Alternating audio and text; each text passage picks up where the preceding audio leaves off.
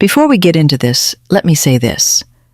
Stories like this don't start with shouting or slammed doors.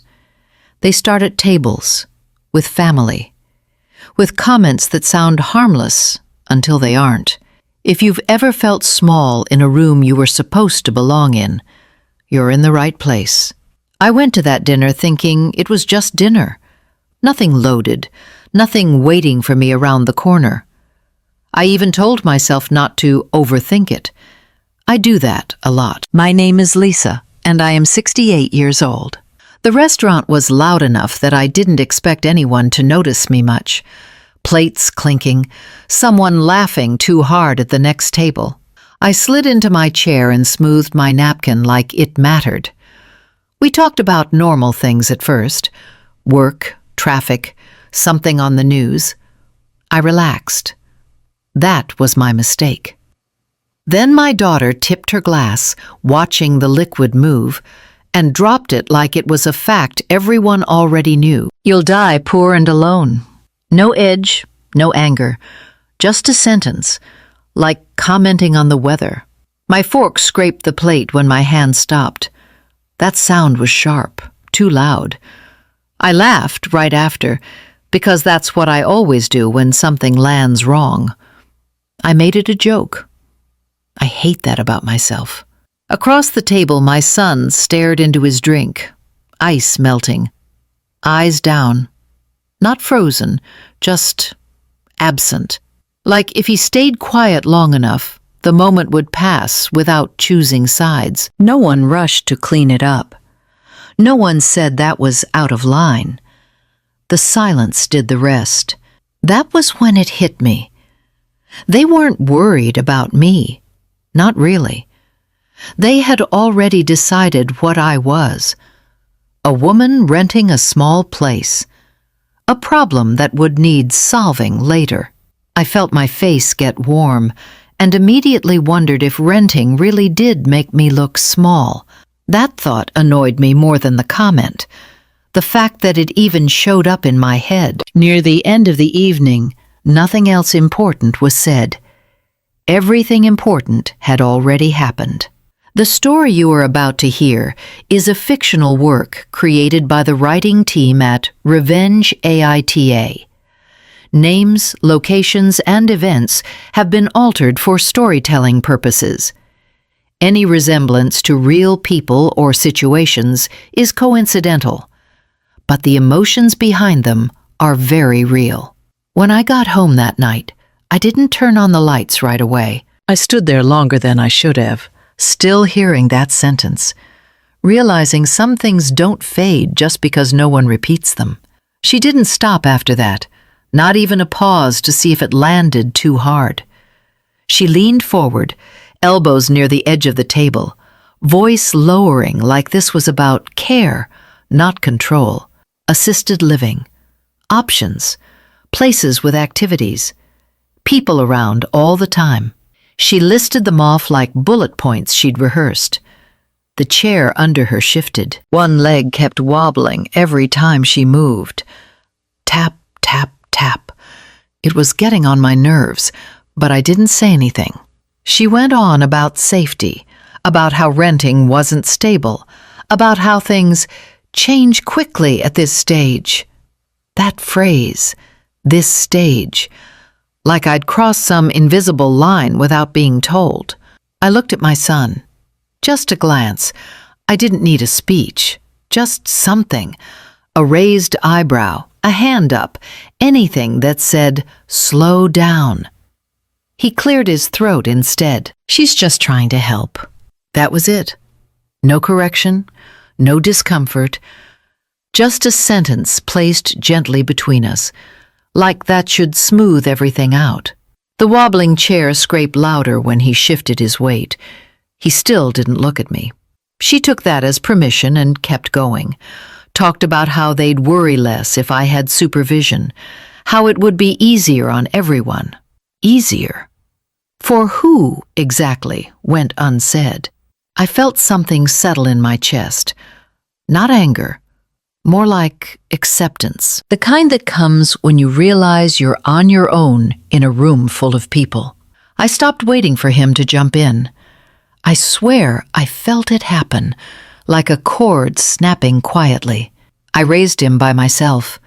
Late shifts, cold dinners, school forms signed half asleep. I remember telling him to stand up for people, to speak when something wasn't right. Or maybe I just thought I did. The conversation drifted after that. They moved on like nothing had shifted, like the decision hadn't already been made without me. I nodded when expected, finished my water, smiled when it seemed necessary. Inside, I was already stepping back. Not dramatically, just enough to see the shape of things more clearly. I went home alone and sat on the couch longer than I meant to, shoes still on, bag on my lap. The room stayed quiet in that way that makes your thoughts feel louder than they should be. Eventually, I stood up and went to the hallway dresser, third drawer, the one I hadn't opened in months. It stuck for a second, then slid out like it was waiting. Paper on top of paper. Statements, folders, things people assume you only keep if you're worried. I wasn't worried. I was tired. After my husband died, everyone expected a version of me that looked stable. Clean lines, predictable choices, a house that proved I was coping. I did that for a while, smiled through it, answered questions I didn't owe anyone answers to. Then one day, I stopped. I rented a small place because it was easier. No upkeep, no explaining, no one asking what I planned to do with the extra room. It felt honest in a way the big house never did. I wasn't broke, not even close. I just didn't feel like proving anything anymore. I ran my finger along the edge of one statement and laughed under my breath. Quiet, short, the kind you don't share. It occurred to me how different the dinner conversation would have been if they'd known what sat in this drawer. I thought about calling my son, telling him, letting him correct the picture they'd painted of me. The urge passed. Maybe I wanted to see who stayed when I stopped offering incentives. That's the ugly truth. I didn't announce it. I didn't warn anyone. I just stepped back and watched. That doesn't make me noble. It makes me human. There's a moment when you realize people aren't reacting to who you are, but to who they think you've become. I sat there with the drawer open, papers spread out, and let that sink in. I closed the drawer carefully, not because it was fragile, because I was. They called the next morning, not both at once, my daughter first. Her voice had that careful softness people use when they want to move past something without touching it. We didn't mean it like that. No pause, no space for me to answer, just straight into smoothing things over. She talked about stress, about concern, about how things come out wrong sometimes. I said it was fine. The words slipped out easily, too easily. I heard myself say it and felt something fold inward. It wasn't fine. It had never been fine. But saying that would have meant explaining. I didn't have it in me. My son called later. Same tone, same distance. She was just trying to help, came again, like a phrase copied and pasted. No apology, no acknowledgement. Just reassurance aimed at himself. I told him I understood. I didn't. After the call ended, I sat there with my phone still in my hand, staring at nothing. The quiet felt heavier than before. That was new. I scrolled until I found the number I hadn't used in a long time, my lawyer. We'd worked together years ago, after my husband died. She answered on the second ring. I almost hung up. My voice shook when I said my name. I hated that. I hated that even now, asking for help made me feel like I was doing something wrong. I need to update some things, I said. That was the phrase I chose. Update. Like this was routine, like I hadn't just been quietly erased at a dinner table. She didn't ask why, just asked when. When I hung up, the guilt hit hard and fast, like I was betraying my own kid just by making a call. Like choosing myself meant choosing against him.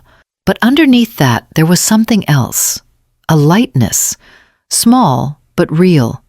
The kind that shows up when you stop justifying yourself to people who already made up their minds. I sat with that feeling longer than I meant to. This is the part where people tell you to trust your instincts. I didn't feel confident enough for that. I just knew I couldn't keep going the way I was. I started looking at houses the same way I used to run errands alone after my husband died. Quietly. No announcements. No opinions invited. I didn't tell my daughter. I didn't tell my son. I didn't even tell the friend who usually knew everything before I did. I liked that part more than I expected. The realtor asked who else would be joining us. I shook my head and kept walking. That was enough. We went through 3 places that all felt like someone else's life. Too staged, too careful. I kept hearing my daughter's voice in my head, listing concerns like she was building a case. I pushed it down and kept moving. The 4th place was different. The front door opened stiffly, like it hadn't been rushed in years. It smelled like old wood and lemon cleaner. Not fancy, just clean. Lived in. I stepped inside and didn't feel like I was borrowing space. The realtor started explaining square footage and potential. I stopped her halfway through. She blinked, surprised, and waited. "I'll take it," came out before I finished thinking. She asked if I wanted time. I said no. She asked if anyone else needed to see it. I said no again. My heart was pounding harder than it should have, and I didn't care. I signed faster than I should have. I knew that. I also knew why. This wasn't revenge. It wasn't a statement. It was space. Physical, undeniable space that belonged to me. No shared expectations. No future conversations about what I should do with it. On the drive home, the doubt showed up right on schedule. A quiet voice asking if I was doing this out of spite. If I was proving something to people who weren't even here. I let it talk. I didn't answer. There was another voice, too, quieter, tired, grateful, the one that hadn't been able to breathe properly in a while. I unlocked the door again before leaving, just to make sure. The key turned smoothly. The place stayed still around me. Nothing asked anything of me yet. They came over on a Sunday, not announced, just a text saying they were nearby. I hadn't even finished unpacking all the boxes, but I let them in anyway. That was on me. My son stepped through the doorway first. He took it in fast, too fast. The ceiling, the light, the space. His shoulders loosened like something heavy had just been set down. Perfect. He smiled before I could react. "My wife will love raising our kids here." Not if. Not would you mind. Just a future he'd already moved into. I didn't answer right away. I watched him wander farther inside, hands in his pockets, nodding to himself like the decision had already been approved somewhere. My daughter followed. She didn't stop moving, opened one cabinet, then another, peered into the pantry, fingers tapping the shelves like she was counting how much would fit. "Plenty of storage," she muttered, already half turned away. Something shifted in me then, not loud, not dramatic, just a clean click, like 2 pieces lining up after being crooked for years. This wasn't about family, or concern, or love. It was about access. Who got to use what? Who benefited? I leaned against the counter and felt oddly calm. watching them plan out loud, rearranging rooms I hadn't finished claiming yet. "You could take the downstairs bedroom," she added, casual. "Less stairs." There it was. Reduced, reassigned, already moved. I thought about all the times I'd made room, adjusted, explained myself so no one else had to feel uncomfortable. I wondered briefly if I'd trained them for this, if I taught them that my life was flexible, negotiable. That thought landed harder than the insult at dinner ever did. They kept talking. Schools, commutes, noise levels. My son laughed once, easy and relaxed, like he'd finally stopped worrying about something. I stayed quiet, not frozen, just listening, watching. This is the part where I should have interrupted, corrected the assumption, drew a line. Instead, I smiled. "I just need to make a quick call." They both nodded without looking at me, already convinced, already settled. I walked down the hall alone and closed the door behind me, the house still humming softly around us. I smiled. I shouldn't have, but I did. It came out smooth, practiced, the kind I've used for years to keep things from escalating. My daughter noticed immediately. Her shoulders dropped.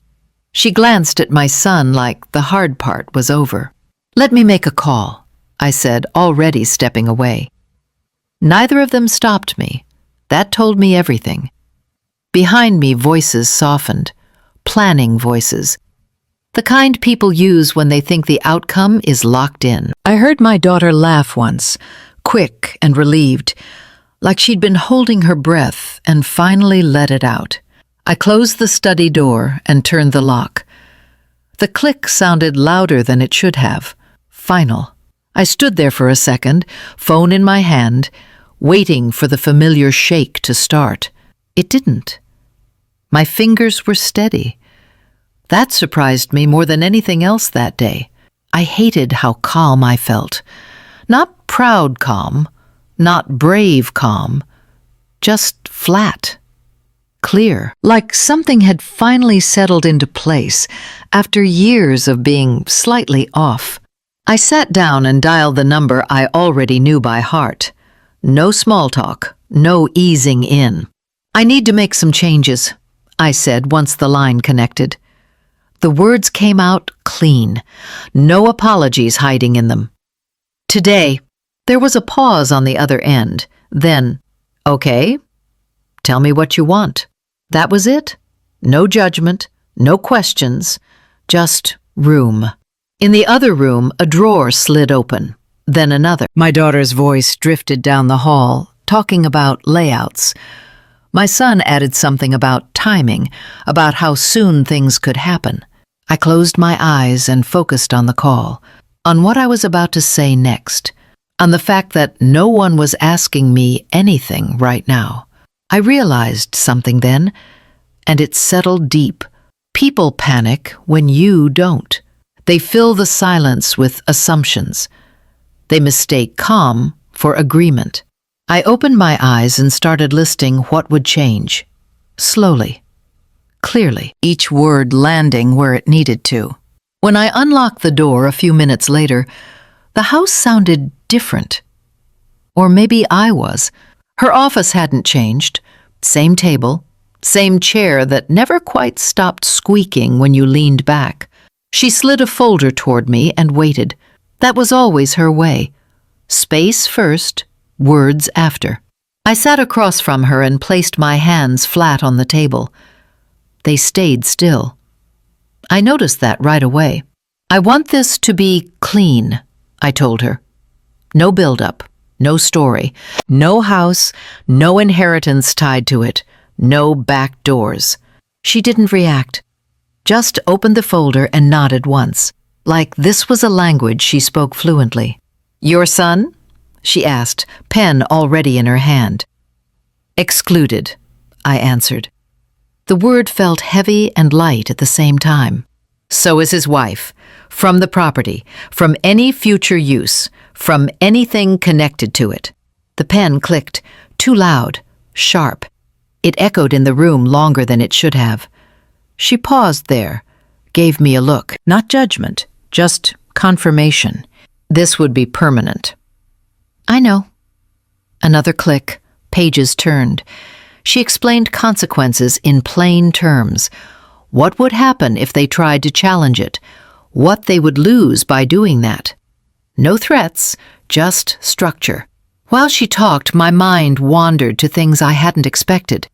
Christmas mornings with wrapping paper everywhere, school drop-offs in a rush, my son's backpack always half-zipped, all the small moments that made this feel unreal. I pushed that aside and leaned forward.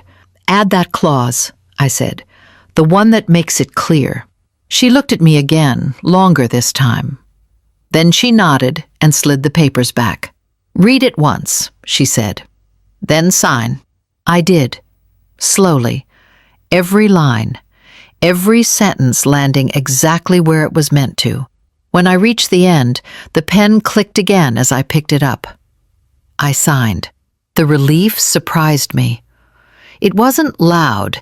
It didn't feel like winning. It felt like a door closing properly after years of not quite lining up. I stood up and thanked her. She told me she'd handle the rest. When I walked out, my phone buzzed. A message from my son. Something about timing, about next steps. I didn't answer. They didn't ease into it. The moment the words landed, everything blew up. My daughter's voice went first, sharp, fast, overlapping itself. She kept saying my name like repetition might pull me back into line. Papers rustled as she grabbed for explanations that weren't there. My son stood up so quickly, his chair scraped back. His face went tight, like he was holding something in place. You can't do this. I didn't raise my voice. I didn't need to. I already did. That was when the papers hit the floor. Not dropped, thrown.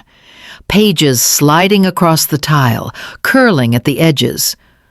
No one bent to pick them up. They weren't documents anymore. They were proof. He started talking about fairness, about family, about how much he'd sacrificed. Each sentence tried to take ground back, like the rules were still up for negotiation. I leaned against the counter and waited for him to run out of breath. You're overreacting, my daughter cut in. This is just because of one dinner. I shook my head once. Small, controlled. This started long before that. Silence followed. Not the awkward kind, the empty kind.